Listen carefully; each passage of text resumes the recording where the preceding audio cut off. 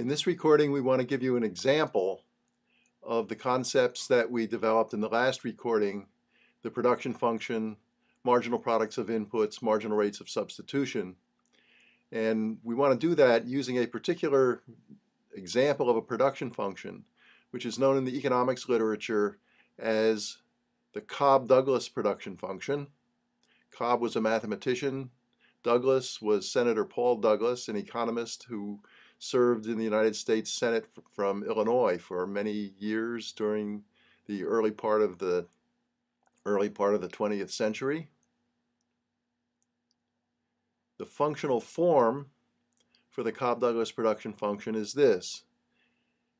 Output is equal to a constant A, positive constant A, multiplied by the quantity of labor raised to the power alpha times the quantity of capital K raised to the power beta.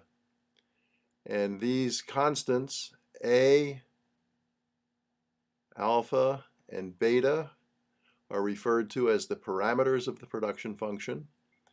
A, alpha, and beta are ordinarily conceived to be positive numbers. Alpha and beta are normally, when they're measured in the real world, turn out to be something like fractions, or decimal fractions. Let's find the marginal products of these inputs. So the marginal product of labor, we know that the marginal product of labor is defined as the partial derivative of output with respect to L. And if we just apply the simple rules from calculus to finding this, that's equal to alpha, start again, alpha A L to the alpha minus 1 K to the beta power. And if you stare at this for a couple of minutes, you'll see that it can be simplified in the following way. It's equal to alpha, that's this term right here, times Q, output, divided by L. And the L in the denominator is L raised to the minus 1 power that we see here. So once we understand that trick, we can go back and we can find the marginal product of capital. And the marginal product of capital is going to be the partial derivative of output with respect to K. And that's going to turn out to be beta times A, alpha, L to the alpha, capital to the beta minus 1. And using that trick of consolidating, we see that the marginal product of capital is equal to beta times Q over K. Now we know from the earlier video that the definition of the marginal rate of technical substitution of labor for capital is equal to minus dk over dl, given that dq, change in output, is equal to 0. So what's the marginal rate of technical substitution of labor for capital in this case? Well, we can remember that the marginal rate of technical substitution of labor for capital, this little fella here, is equal to the marginal product of labor divided by the marginal product of capital.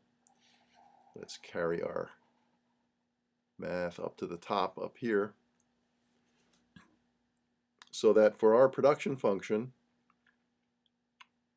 minus dk over dl, the marginal rate of technical substitution,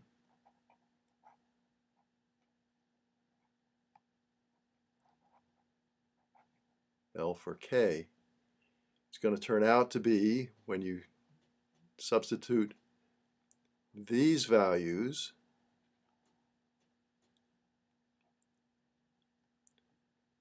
for marginal products, we see that the marginal rate of technical substitution is equal to alpha over beta times K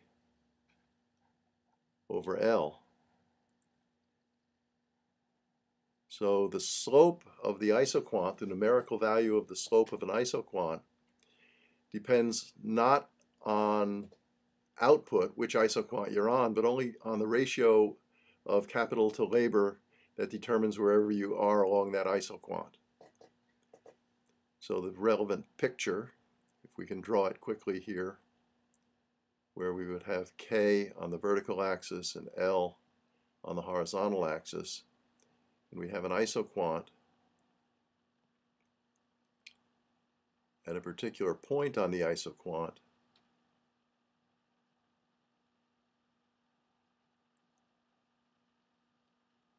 This would be delta K, and this would be delta L. So the marginal rate of technical substitution is the slope of the isoquant at that point. Now we're going to use these concepts in order in the next video to show you how the cost functions for a firm are determined by examining the cost minimization problem for the firm.